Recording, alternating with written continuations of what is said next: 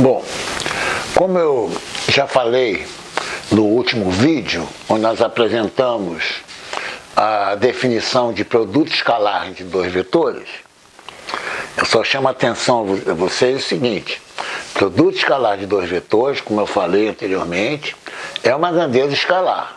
Mas na análise tensorial, nós vamos ver, né, isso é uma expectativa, que o produto escalar nem sempre é uma grandeza escalar.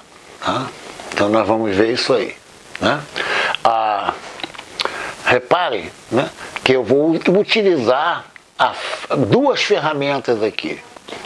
O que nós vimos na aula anterior, produto escalar, e anteriormente nós vimos produto vetorial. Nós vamos juntar os dois, né, para exatamente obtermos o elemento de volume. Repara que aqui não tem S, né? É um elemento só. Anteriormente, nós vimos que era elementos de superfície, né? Aqui é um volume só. Exatamente essa figura, né, já está mais que conhecida de vocês. Aqui é um determinado ponto P, né? E aqui é a minha origem O, né? Que são as coordenadas cartesianas, e aqui são as coordenadas curvilíneas, né? Cada curva é a interseção de duas superfícies, né? Nós já vimos isso aqui. Bom, aqui, né, são os meus vetores, elementos, né? Esse elemento diferencial, eles são tangentes às respectivas coordenadas. Nós vimos isso. Tá? Repare que DR1, DR2, DR3 não necessariamente são ortogonais, né? Não necessariamente formam ângulos de 90 graus, porque são coordenadas curvilíneas quaisquer. Isso é muito importante. Tá? E nós vimos também, né, que a variação do R, né, que é a variação de comprimento, e o denominador é variação de comprimento. Então os vetores base A1, A2 e A3 são o quê? São adimensionais. Até vou colocar aqui até um S aqui, né, que eu estou considerando todos aqui. Né? Então esses vetores, né, A1, A2 e A3 são adimensionais. Mas DR1 não. DR1 tem dimensão de comprimento. Por quê? Se A1 é adimensional e D, que se 1 tem comprimento, esse produto é comprimento. E aqui, né, vetores tangentes às respectivas coordenadas, né, que se 1, que se 2, que se 3.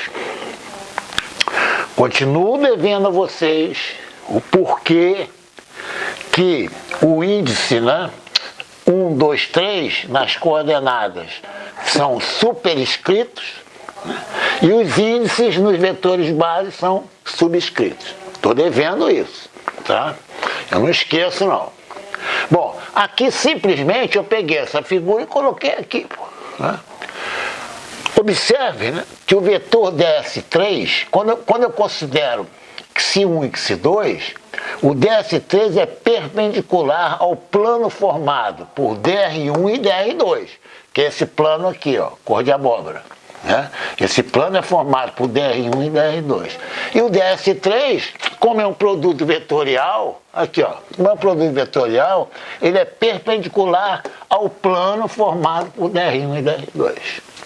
Certo? Então, repara que o DS3, né, tem unidade de comprimento ao quadrado. Tá? Porque aqui é comprimento vezes comprimento. E A1 e A2 são adimensionais. Bom, agora, que eu destaquei aqui, né? Está bem destacado. Agora eu vou utilizar exatamente a minha geometria espacial. Né? Nós estamos na época do Enem, né? Certo? De inscrição para o Enem, e os alunos de ensino médio, né, eles estudam o volume de um prisma oblíquo, né? Prisma oblíquo, certo? Em que a altura é diferente, né, no caso da inclinação da minha aresta. A aresta aqui é o vetor C, né, e a altura é perpendicular ao plano formado pela base, né? No caso. Por isso que o volume é base vezes altura. O prisma pode ser oblíquo ou reto, né? Que eu vou sempre considerar a altura, que é aquele H ali. É a distância entre as bases, né? E esse prisma, né, oblíquo, está inclinado em relação à base. Bom, eu posso, na análise vetorial, representar o volume do prisma oblíquo por um produto vetorial escalar, o produto escalar do C aqui. Por quê? A vezes B, tá vendo? Agora eu fugi do Enem, né? Agora eu estou na análise vetorial. Aqui, ó, eu tenho o vetor A e o vetor B, que forma a base. Se eu faço o produto vetorial A vezes B, eu obtenho o vetor S, que é perpendicular ao plano formado pelos vetores A e B. Tudo explicadinho, certo? Que, no caso, a direção, né, como o prisma é oblíquo, não coincide com a inclinação da aresta verde, que é prisma oblíquo. Então tem um ângulo alfa aqui.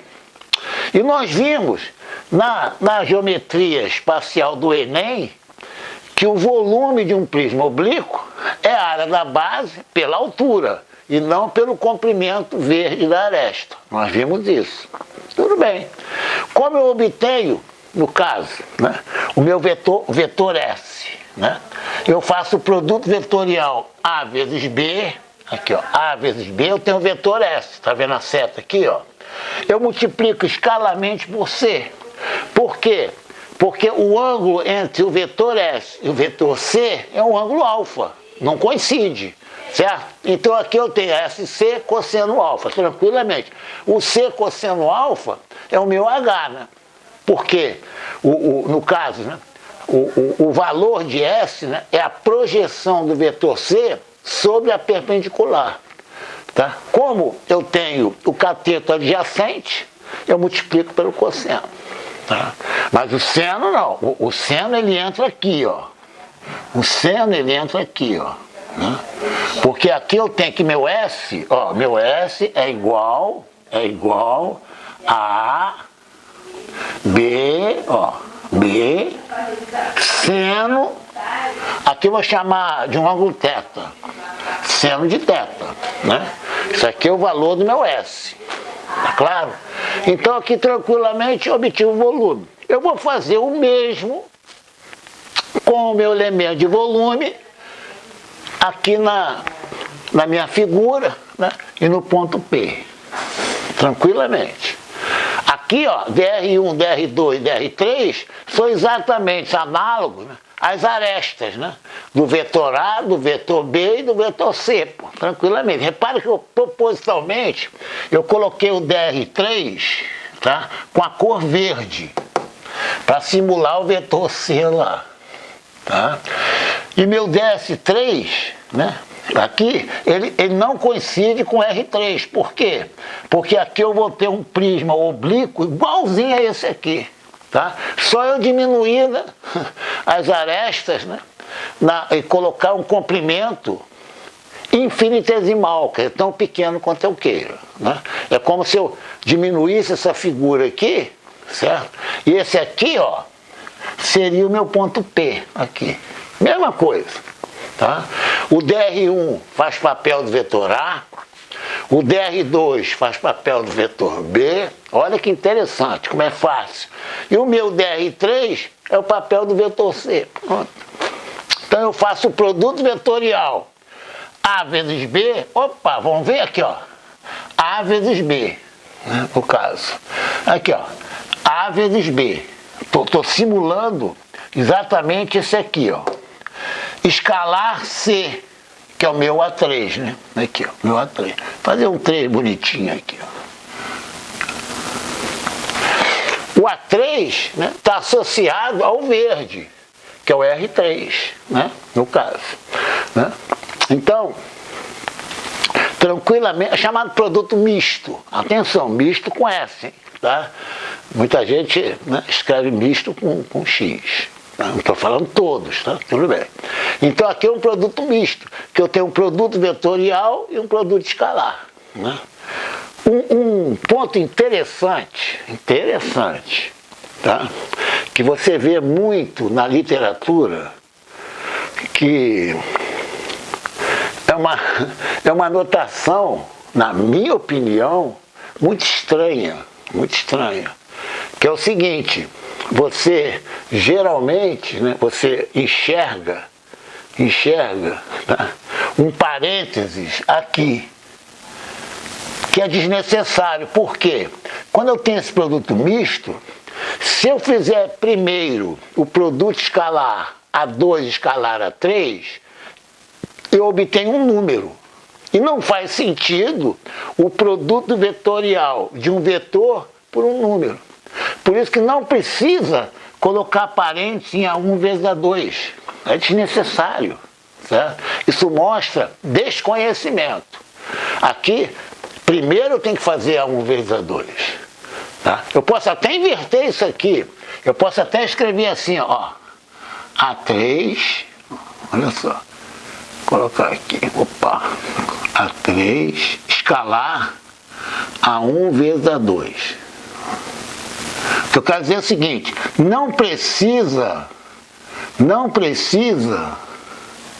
colocar parênteses aqui, pô.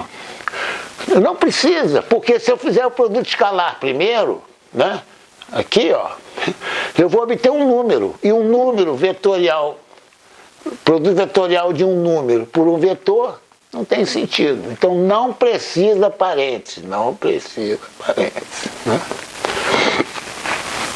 Eu diria, né, repetindo, né, mostra desconhecimento. Né?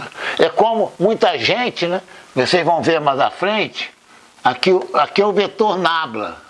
Coloca uma seta no nabla. Depois nós vamos ver por que eu vou falar sobre isso aí. Tá? Deixa para lá.